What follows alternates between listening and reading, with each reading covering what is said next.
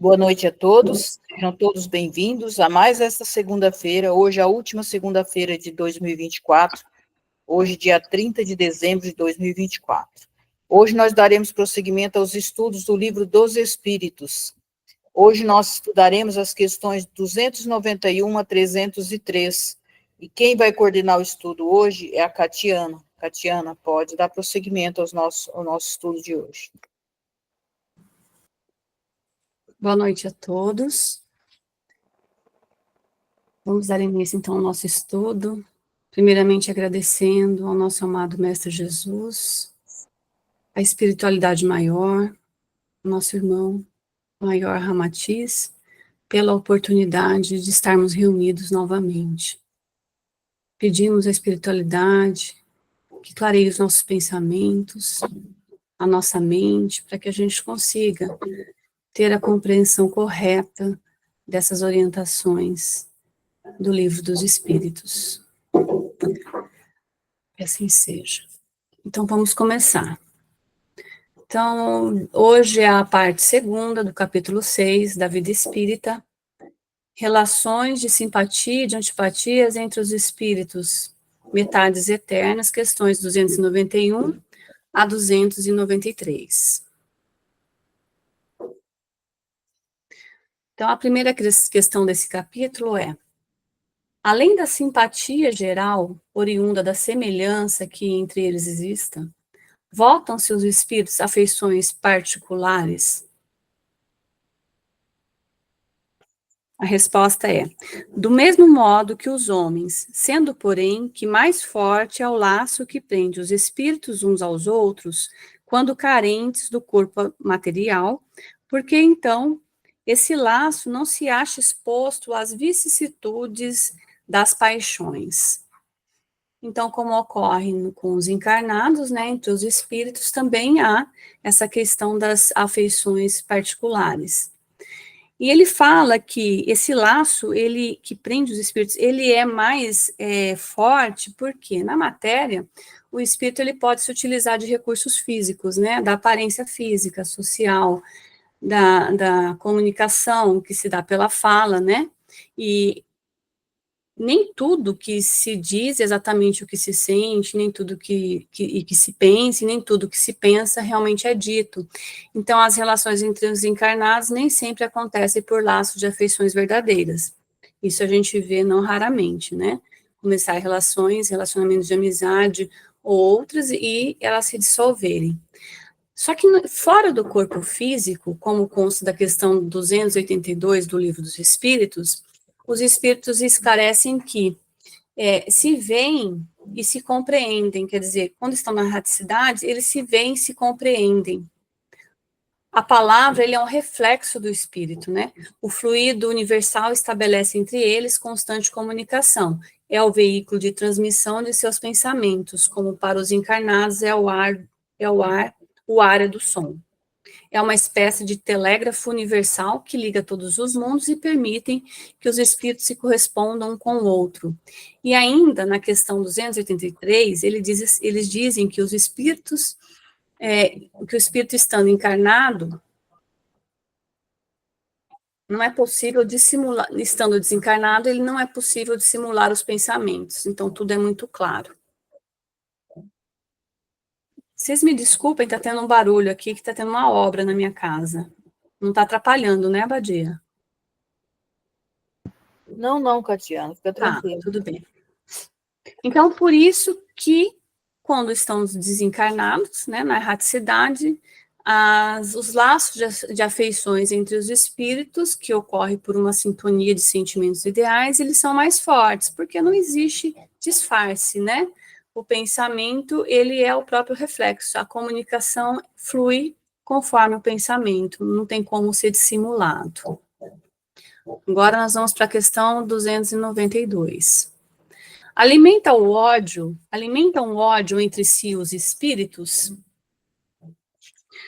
A resposta é: só entre os espíritos impuros há ódio, e são eles que insuflam nos homens as inimizades e as dissensões. Então, Eu vi numa palestra, eu não lembro quem, não vou dizer quem disse isso, mas eu ouvi uma vez e isso ficou registrado, que o amor une os espíritos e o ódio os ligam.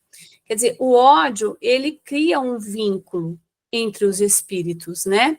Então, existem os vínculos afetivos, pelo amor, e os vínculos criados pelo ódio. E o Chico já dizia, né, que o ódio é o amor que adoeceu gravemente.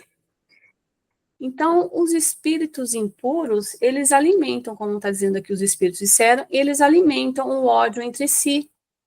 Aí a gente pode concluir que esse vínculo pelo ódio, através da lei do progresso, pelas reencarnações, um dia se transformará em vínculo afetivo de amor. E quanto a essa outra parte que eles dizem aqui, né, que quanto à afirmação, né, de que os espíritos impuros insuflam os homens as inimizades e dissensões, é importante a gente lembrar que essas inspirações, essas provocações, elas ocorrem somente quando há uma sintonia com a gente, né? Por isso a orientação orai e vigiai, algo que realmente não é uma tarefa fácil. Eu penso que a gente precisa vigiar mais, né? E aí a gente orar, porque às vezes a gente acabou, vou dar um exemplo, eu trazendo meu evangelho no lar, eu faço todos os domingos de manhã, terminei o evangelho, a lição era a lei do amor, e terminei o evangelho, estava super bem, e eu abri o WhatsApp e tinha uma mensagem lá, né, de uma pessoa da minha família que me irritou. E rapidamente eu mudei de vibração, assim, do jeito que eu estava, do céu ao inferno, bem rapidinho. E como a gente já sabe disso aqui, aí, opa, a gente é um freio, né? Na hora a gente lembra e retoma, mas é muito difícil a gente estando na Terra, a gente conseguir manter essa vibração para não entrar na sintonia, porque a gente entra muito fácil nessa sintonia da raiva, da irritação, do ódio. E aí a gente pode se tornar realmente alvo, né, desses irmãos que se comprazem em insuflar os homens a inimizade, ao mal. Vamos agora para a questão 293. Conservarão ressentimento um do outro no mundo dos espíritos dois seres que foram inimigos na Terra?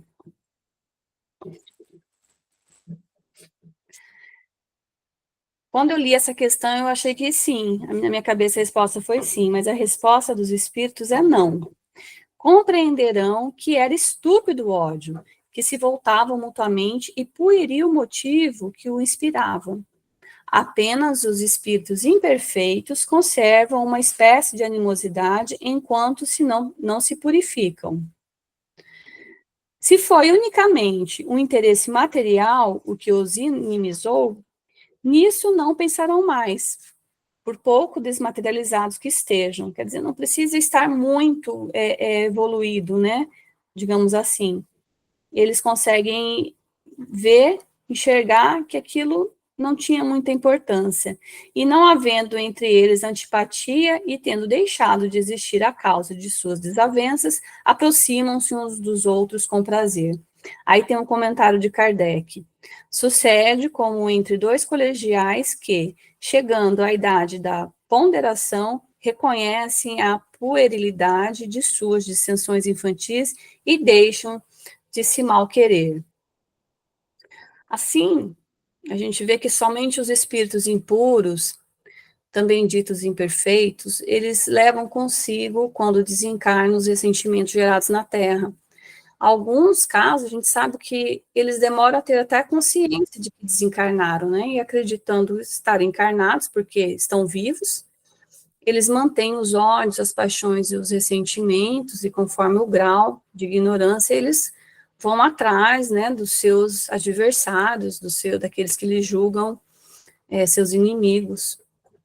Mas quando já mais esclarecido, o espírito compreende que o que causava aquela animosidade com o outro não tinha importância nenhuma, e vendo o tempo que perdeu com ressentimentos necessários, ele se aproxima daquele que julgava seu inimigo na Terra. Então, quando a gente deixa essa roupagem, né, fica tudo mais fácil, né, mais claro para o espírito. A questão 294.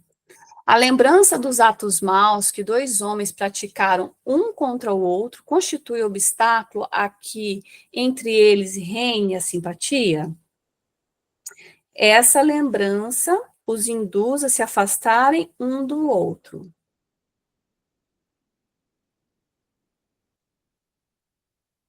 Sim, né? Até que essas questões possam ser resolvidas e os erros reparados, ou até que o espírito consiga perdoar e esquecer, as lembranças do mal, evidentemente, vai impedir momentaneamente que o espírito, que haja simpatia entre esses espíritos, né?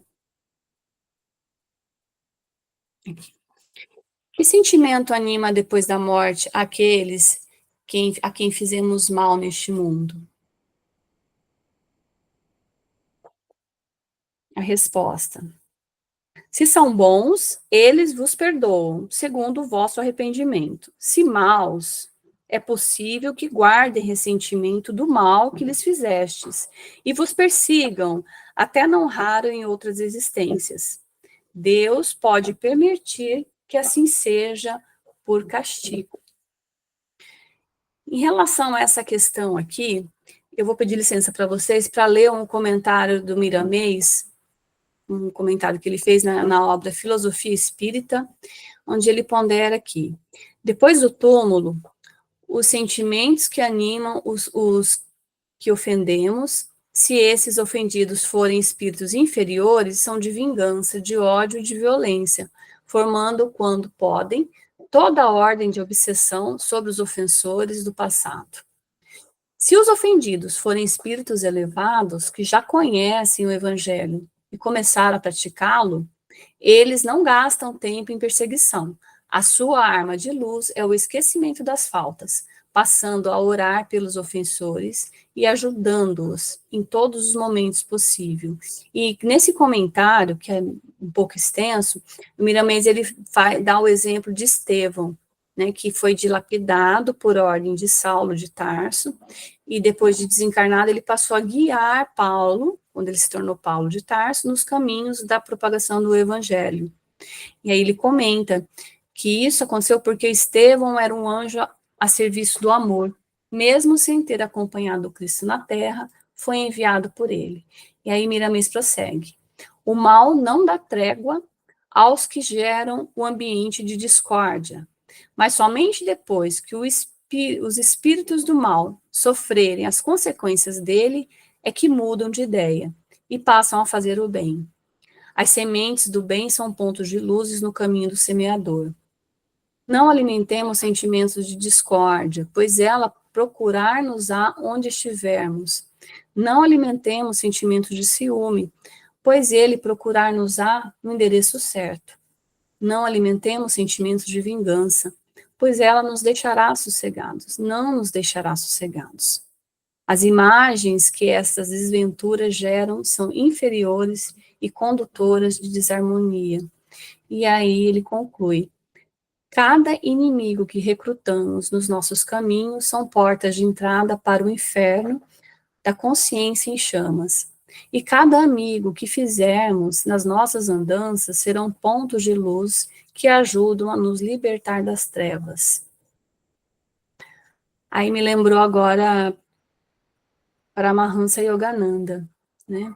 Que ele fala justamente isso, da gente dar a nossa amizade, cultivar amizades, né? Ele fala muito da importância dos amigos, desse amor fraternal entre amigos. E aí também, lendo essa parte aqui, eu lembrei do Paulo de Tarso, nas epístolas, Efésios 4, capítulo 4, versículo 26, que ele fala: irai-vos, mas não pequeis, não se ponha o sol sobre a vossa ira. E semelhante disse Jesus, como está em Mateus, capítulo 5, versículo 25, concilia-te depressa com teu adversário enquanto estás no caminho com ele. Quer dizer, eles enfatizam muito isso, a importância da gente resolver os nossos conflitos rapidamente. A gente não sair arregimentando inimigos, né, pelo nosso caminho, mas construindo e amizades fortes, laços fortes. Agora vamos para a questão 296. São suscetíveis de alterar-se as afeições individuais dos espíritos? Quer dizer, é possível alterar as afeições individuais dos espíritos? E a resposta é não. Por não estarem eles sujeitos a enganar-se, falta-lhes a máscara sob que se escondem as hipocrisias. Daí vem que, sendo puros, suas afeições são inalteráveis. Suprema felicidade lhes advém do amor que os une. Bem que a gente comentou no 291, né? Que sem as máscaras da carne não existe hipocrisia, não existe dissimulação. Né? Então, quando se formam esses laços, eles são imutáveis, inalteráveis. Os espíritos podem se afastar por diversas questões, inclusive porque um progride mais que o outro, mas eles não se rompem. Aí, outro comentário também eu gostaria de trazer do Miramês sobre essa questão.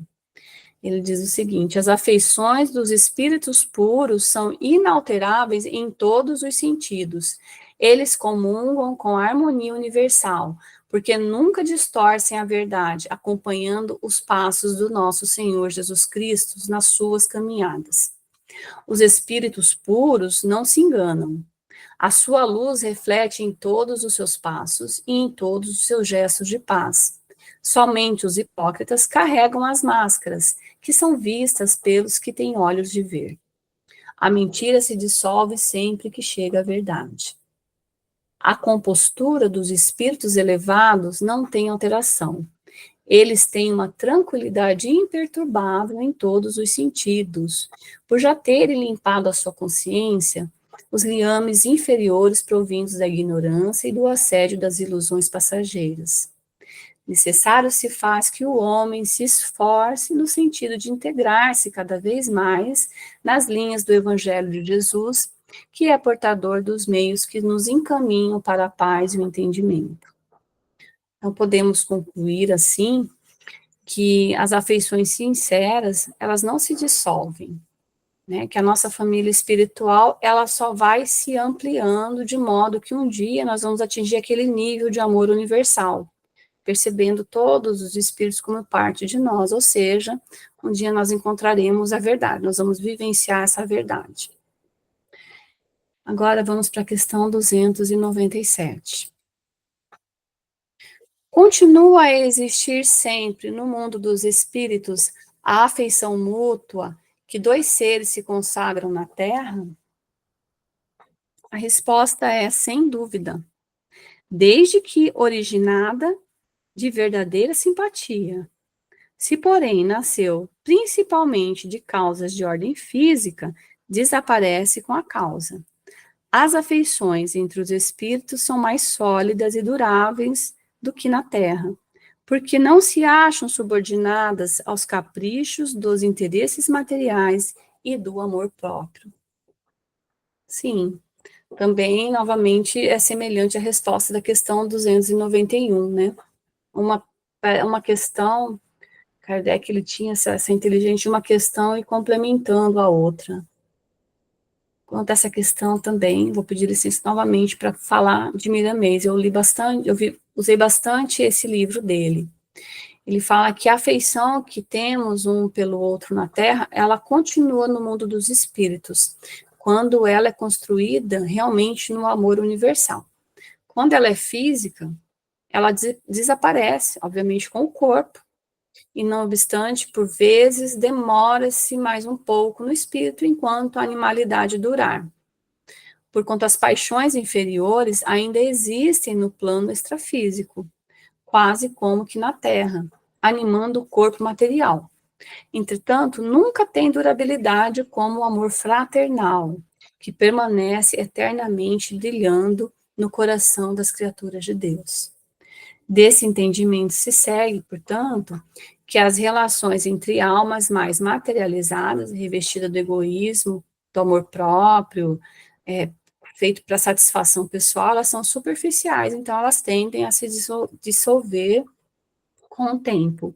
Às vezes ela consegue ultrapassar o desencarne, né, manter um tempo, mas depois elas acabam não durando, o que não ocorre, né, com os espíritos puros.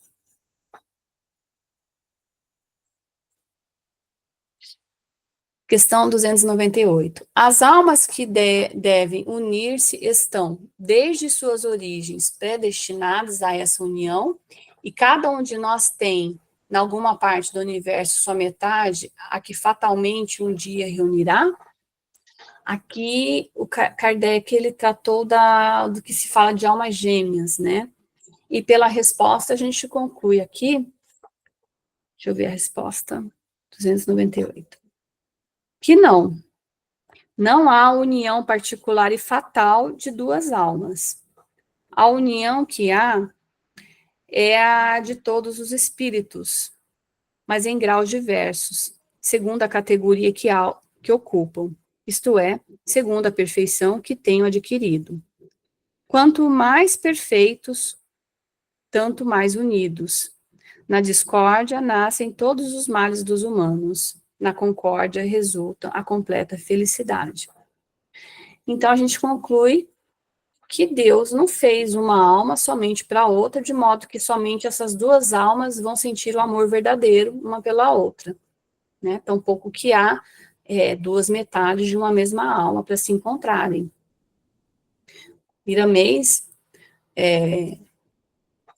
explica que antes de chegarmos a essa condição de espíritos puros no caminho, nós podemos, de fato, encontrar outras almas e desenvolver sentimentos muito profundos, né, que vai nos unir a essa outra alma. Então, às vezes a gente pode encontrar por sintonia, por ideais, né, e desenvolver esse sentimento muito profundo, que esses espíritos acabam se ajudando e se sustentando na vida, né?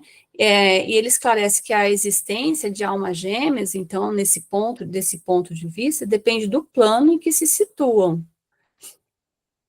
Sendo que quando é no seio da pureza angélica, aí isso não existe. Ali o amor, ele é universal, existindo nos planos, a alma gêmea, essa ideia desses amores, assim, de almas, elas existem nos planos mais próximos à Terra, né? E ele afirma ainda. Agora eu vou ler essa parte aqui dele que ficou muito boa. Estamos caminhando para a perfeição, para amar ao próximo como a nós mesmos, como Cristo nos ensinou. O próximo são todas as almas, em todos os planos de vida. Verificamos esse entendimento sublimado na vida de Francisco de Assis, para quem o encontro com Clara de Assis foi motivo para que ele amasse mais ao próximo, aos animais, às plantas, aos peixes, às estrelas, enfim, a toda a natureza em profusão. E, acima de tudo, ele amou a Deus com a presença de Jesus. Então, acho que ficou bem claro, né, que existem esses amores, mas as almas não são feitas umas para as outras, como a gente tem essa visão de alma gêmea, né? Nós nos encontramos, às vezes, e construímos esse amor que dura, mas o ideal é o amor universal. Questão 298, agora. Em que sentido se deve entender a palavra metade, de que alguns espíritos se servem para designar os espíritos simpáticos? A expressão é inexata, a resposta dessa questão. A expressão é inexata. Se um espírito fosse a metade do outro, separados os dois estariam ambos incompletos. Quanto a essa questão, também, Miramês, ele explica que é uma expressão meramente filosófica, né? Essa das duas metades, da alma gêmea, é uma questão meramente filosófica, porque, de fato, o espírito, ele é individual e indivisível. sendo que o que existe é a total e profunda afinidade entre os espíritos que se afeiçoam e formam esses fortes laços do coração, que, quando separados, realmente se sentem incompletos. Mas não há essa questão de espíritos se dividirem, né? Duas metades. Questão 300. Se dois espíritos perfeitamente simpáticos se reunirem, estarão unidos para todo sempre ou poderão separar-se e unir-se a outros espíritos? Então, a resposta: todos os espíritos estão reciprocamente unidos. Falo dos que atingiram a perfeição. Nas esferas inferiores, desde que um espírito se eleva, já não simpatiza como dantes com os que lhe ficaram abaixo. Nessa questão aqui, eu lembrei do Sutratma indiano, que é um conto da tradição Vedanta, que fala, na verdade, da essência subjacente da realidade, do fio de consciência que conecta todos os seres, né? Essa história, contar bem resumidamente e rapidamente, é a história de pérolas que formam um colar. E essas pérolas, elas olhavam umas para as outras e ficavam se comparando, e uma pérola achava que era mais brilhosa que a outra, uma pérola achava que ela era mais perfeita que a outra, mais redondinha, e aí uma achava que parecia mais com a outra do que com a outra, então havia essas comparações. Chegou um momento, a história conta, chegou um momento que uma pérola, ela se cansou, ela sentiu um vazio, ela se cansou daquilo. E aí ela ficar olhando para as outras pérolas era muito pouco para ela, então ela começou a olhar para dentro dela. Quando ela olhou para dentro, ela sentiu um vazio, porque ela só conhecia a pérola. Então, dentro dela, ela só enxergava pérola. E de tanto ela se interiorizar, de olhar para dentro dela, para o interior, ela viu que existia um fio dentro dela, um fio de prata. E aí ela achou que só ela tinha aquele fio de prata, e ela começou a achar que ela também tinha, então, além de pérola, ela também tinha um fio de prata. E quanto mais ela se interiorizava e mais ela observava aquilo, ela percebeu que todas tinham aquele fio de prata. E ela percebeu que aquele fio de prata ligava todas as outras pérolas e que elas eram, na verdade, um colar, uma única peça. Acho muito bonita essa história, esse conto. Então, o que a gente entende da resposta, e você vê a consonância, né, da resposta do Livro dos Espíritos com esse conto indiano, que todos nós estamos reciprocamente unidos. Só que essa percepção dessa união, ela só ocorre quando a gente consegue atingir um determinado grau de perfeição. Ela só é percebida na medida em que a gente vai depurando os nossos sentimentos, que a gente vai crescendo espiritualmente, né? Até então, a gente tem essa ideia de que nós somos seres individuais, assim, que nós não temos essa ligação. Então, Miramês comenta, e o que ele comenta vai em cima desse conto também. Ele diz assim, que mesmo individualizada pela sua formação, uma alma está ligada às outras pelo amor de Deus.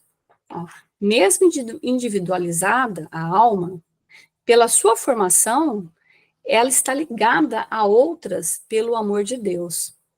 Todos juntos formamos uma corrente divina e cada criatura representa um elo.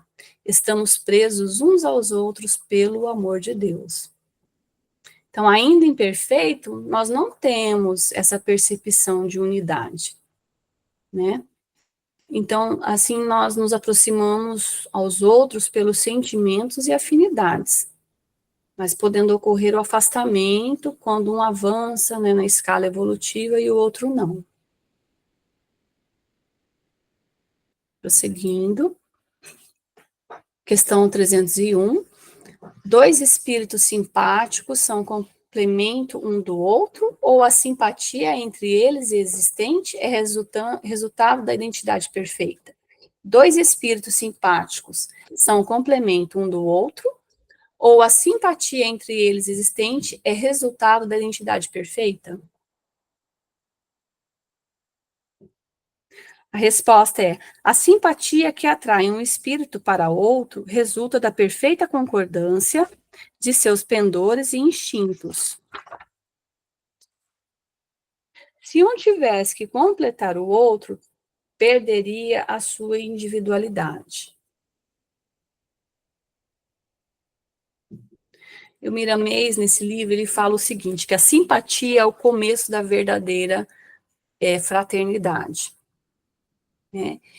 E comentando a questão 301, ele esclarece que duas almas simpatizam uma com a outra devido aos seus pendores, suas afinidades de sentimentos, seus ideais idênticos, e não para completar o outro.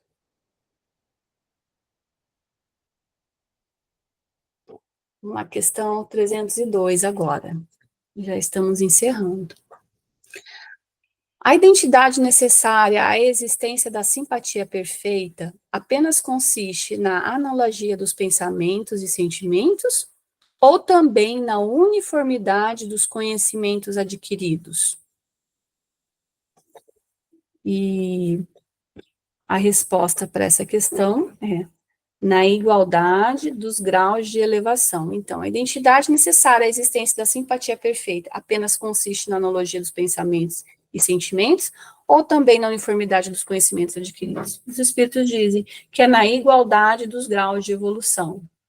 Ou seja, a simpatia perfeita entre os espíritos, ela se mede pela uniformidade dos graus de elevação.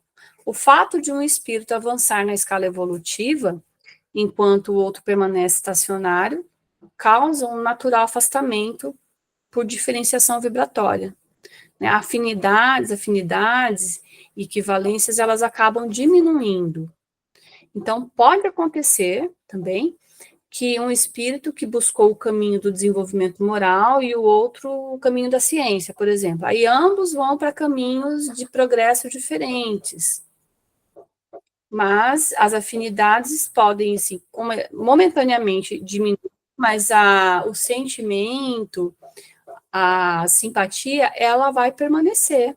E depois eles voltam a se encontrar. Aliás, todas as separações, né, são só mentais e temporárias, né? A meta do espírito é a unidade, como a gente veio falando até agora.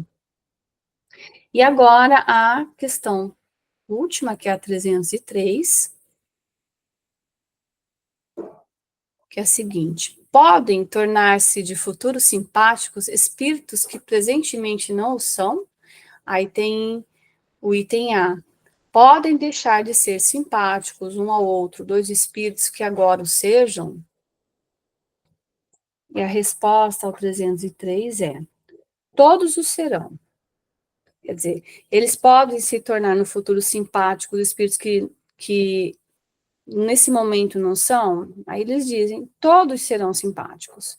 Um espírito que hoje está numa esfera inferior ascenderá aperfeiçoando-se, a em que se acha tal outro espírito.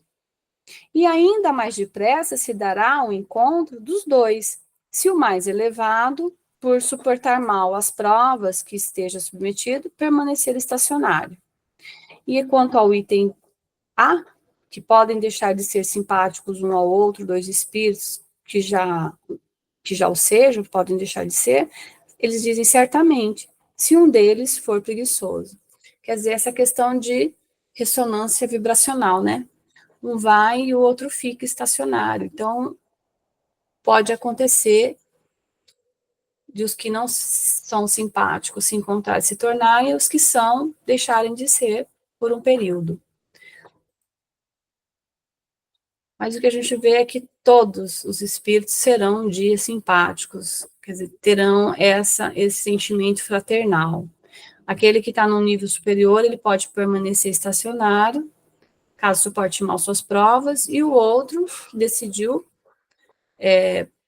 pode alcançar o mesmo nível ou até superar. Né? Não se trata de uma disputa, mas é uma jornada natural, né, que obedece sempre à lei do livre-arbítrio. Aí eu vou ler novamente um pedaço do livro um trechinho desse livro do Miramês. quando ele comenta justamente essa questão. Ele fala que as mudanças nas condições de simpatia nas esferas espirituais são sem limites. Os espíritos simpáticos, como já afirmamos em mensagem anterior, podem deixar de sê-lo com limites ou sem limites, dependendo da esfera íntima de cada ser.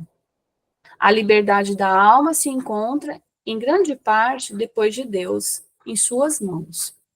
Aquele que parte para o despertamento e prossegue sem destemor, lutando e servindo corajosamente, tem no seu esforço as sementes que ele mesmo deve colher nos seus próprios caminhos. A simpatia é a fusão de ideias, a harmonia que vibra entre duas almas, criando, de certa maneira, um clima em onde as duas respiram com alegria. Aí, finalizando, no final desse capítulo, tem um comentário de Kardec, que diz assim, que a teoria das metades eternas encerra uma simples figura representativa da união de dois espíritos simpáticos.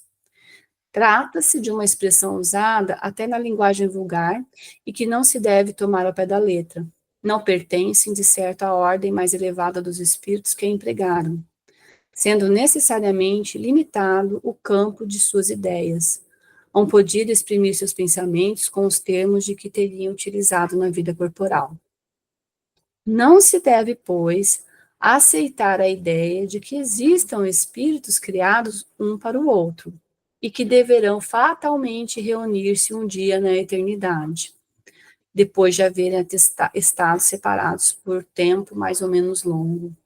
Ele fez um resumo, né, do que se foi falado em relação a essa teoria das metades eternas, das almas gêmeas. E para encerrar, eu trouxe aqui uma mensagem de Miramês,